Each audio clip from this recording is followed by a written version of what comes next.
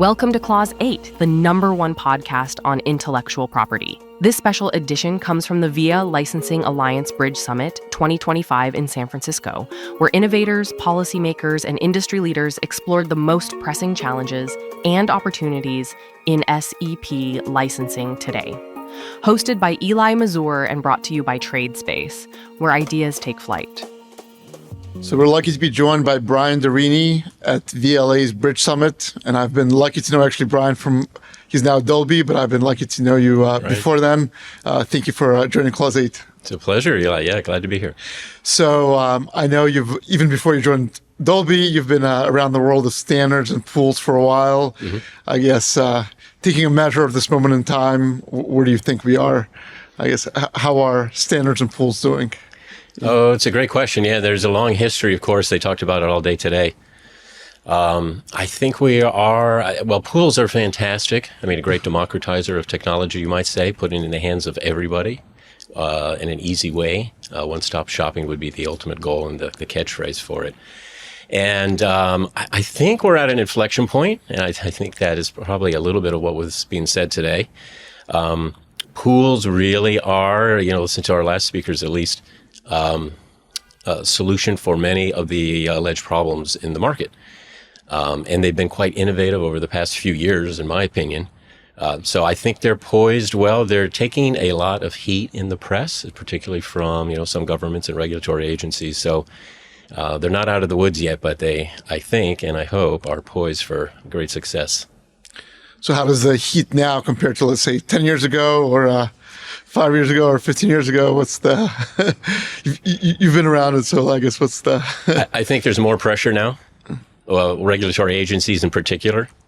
The LNG decision in Germany, you've got the European Commission. They did decide not to go forward with those regulations, but that was a lot of pressure.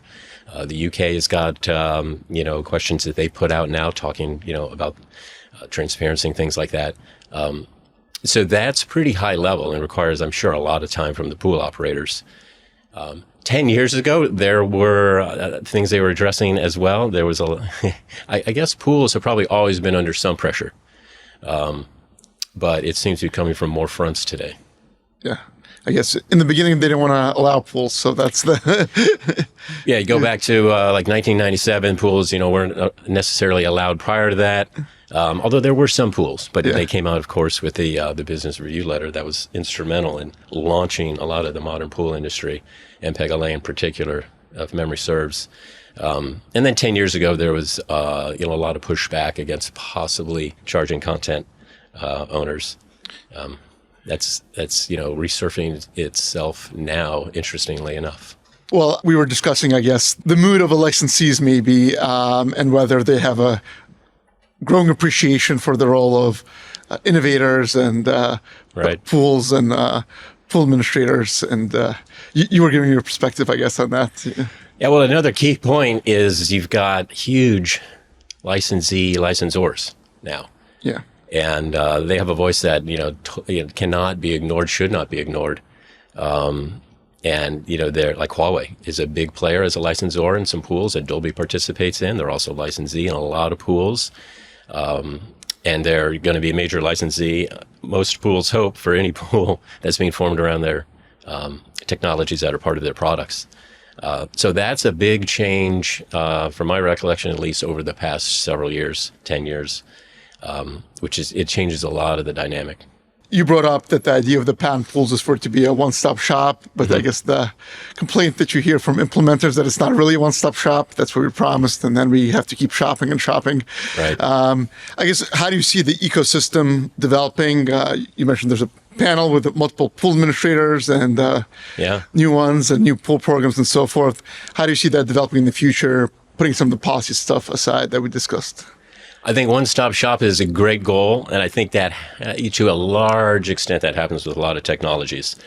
You can never pull in all the licensors, just practically speaking. Some of them have different goals and different objectives, and I've worked for some of those companies in the past. But it's a huge advantage in my mind, and I think in the licensees' minds, if you can pull together 70% of the stack, 80, maybe 90 sometimes.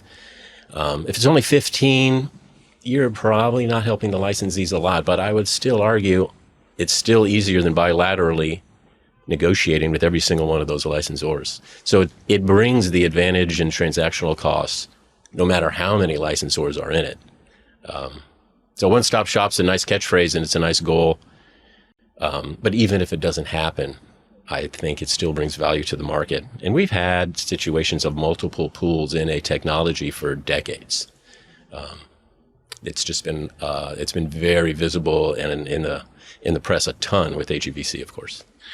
Any thoughts about new models that might emerge that might make it? I'm very interested in new models, and I think some of the different pool administrators are being very creative in the way they're structuring, the deals. I mean, we heard some examples of some tricks of ways to structure and organize it today, which are a little bit, people are used to them. Like sometimes there's caps, sometimes there's not, sometimes there's rates for different countries or different regions. There's oftentimes, different arrangements that get made early in the process for people that sign up quickly. Market mover arrangements. So there's a lot of ability to pivot and to be innovative around the edges for sure.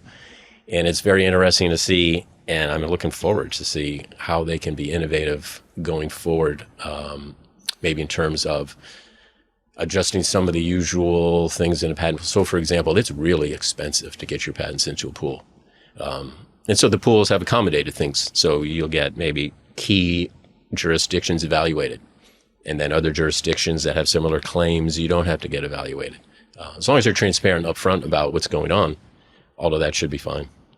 So I guess we'll circle back where we started talking about how this is the Bridge Summit. Yeah. Any final thoughts about the summit itself, or maybe about advice about how you can strengthen the bridge for the future? Yeah, well, between licensors, licensees, and the market, I think doing this kind of thing is its own solution, just bringing people together. I think actually pools are very helpful for the market for bringing people together. They bring them together just in the formation of the pool, and then they bring them together with all of the negotiations, events like this. It's fantastic. So that's going to help. It'll be interesting to see how it pushes out and influences the ecosystem, how it influences maybe the regulatory environment, the judicial environment, the legislative environment. The mood here and the communication here doesn't seem to be replicated all the time in the conversations in Washington, D.C., for example, or, in the regulatory halls of Europe. So everything they can do to get the message out will be helpful. So maybe a Bridge Summit in DC. They need a bridge not just between the players in the market, but between the market and the governments. Yeah, I hear. Some of these implementers within the implementer, sometimes they need a bridge within the company. So it's like right. We need multiple bridges, and San Fran actually is a great emblem for that. There's bridges all over this. Yeah. Well, Brian, it's always enjoyed talking to you, and I'm glad we finally got to do it on Clause 8. Likewise, Eli. Thank you. I'm a big fan of Clause 8. Appreciate it. So we're lucky to be joined also by Tyrome Brown from Dolby. I heard you're the bridge of Dolby, so at the VLA's Bridge Summit. So thank you so much for joining Clause 8. So you're the Chief Patent Counsel at Dolby, and we're at a Patent Pools Summit, and we've been hearing, I guess, a lot about maybe some concerns that people have about patent pools and maybe the ecosystem. And in part, Dolby has adopted, instead of direct licensing, they've embraced pools to some degree to, I guess, help the ecosystem and help innovation. But I guess, what is your takeaway from everything you're hearing? Yeah, no, I haven't heard too many complaints about pools. I think it does provide a lot of efficiencies that implementers appreciate, and does provide maybe not a one-stop shop for a lot of technology licensing, but it does make licensing easier for implementers. And there's always the option to do bilateral licensing if a pool structure doesn't work. So they have options. So I haven't heard a lot of complaints about pools. I think most people do appreciate it is better than the alternative. Yeah. Welcome to Clause 8. You're watching a short clip from one of our full episodes featuring real conversations with the leaders shaping IP. And then maybe I was imprecise, I guess, more about maybe standard essential patents. I guess one thing that maybe you've heard maybe drove the European regulations is that there's a sense maybe these licensors, they acquire a lot of patents. It's not clear if they're essential. It's not clear if they're valid. The implementers have to deal with that. I guess, how does that form your role, I guess? Yeah, I mean, I think at least when you license through a pool structure, some of those issues are sort of resolved because, patents are independently evaluated. So implementers can have some assurance that someone looked at it and thought, oh, these are essential. The rates are transparent. Patent lists are transparent. The licensor communities. So the pools rely on transparency. So I think that helps with the licensing. There's some of those problems that you've talked about aren't applicable to a typical pool setting where everything is out there in the open. So, and a lot of people who listen to our podcast, they have they don't know central patents and pools as well as you do. Maybe you can give a sense, I guess, to Dolby. How do you make sure that you're acquiring patents that are essential, that are high quality patents that kind of cover the standard? Yeah, I mean, a lot of the patents that we participate in the formation of the standard. So we make technical contributions based on our own research. And then we do acquire patents from third parties that also. We have an expert team of technical experts who review patent claims and applications, and we can form an opinion. Those assets, we do it through a pool, and there is an independent firm familiar with the laws of that jurisdiction who are required to implement the standard. And that's interesting. Everybody knows the brand Dolby, and you go to a movie theater or you buy a speaker, it's on there. So it's kind of people know technology that you develop. But you mentioned you also acquire patents. Can you talk about, I guess, why does Dolby do that, and how does that fit into? We acquire patents that supplement the portfolio we have. So we'll have, patents in audio and video, and we try to just expand our presence in that. And so we'll just acquire patents that, support a patent pool. It's better to have patents within a pool than outside. So if we see an opportunity and it makes financial sense, we'll acquire a portfolio and put it in the pool. So I think it's better for both Dolby and financially and for the market because it does consolidate IP into a pool setting. And I guess maybe you could talk about how you, in the process, I guess, of working with the pools, when we say one-stop shop, the shop, I guess, is for the implementers. I guess when you think about it, does it also make it easier for... It definitely is much easier for a licensor too. Yeah. I mean, in terms of a licensor, you look at one agreement, the patent pool agreement, the agreement among licensors, and the portfolio license. You agree to those terms. You submit your patents, and then it's the pool administrator that does all the licensing effort. So you're not having bilateral discussions with, it could be tens or hundreds of implementers. It's all sort of offloaded to the administrator to do that.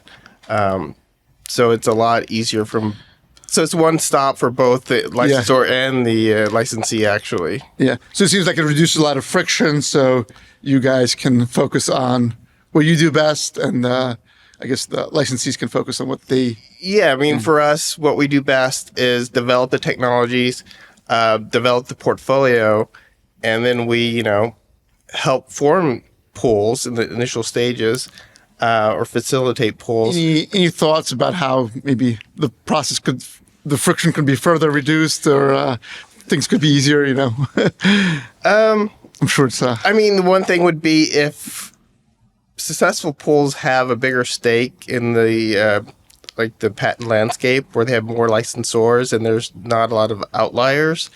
And so a lot of pools do have 20, 30, or 40 licensors, but none really have all the licensors. So the more licensors the program has, the less friction for an implementer. So that'd be one thing. What about easier for licensors? I guess I mean, the pool structures have been around for a while and they're very similar. So I think for a lot of repeat licensors, the process is pretty straightforward.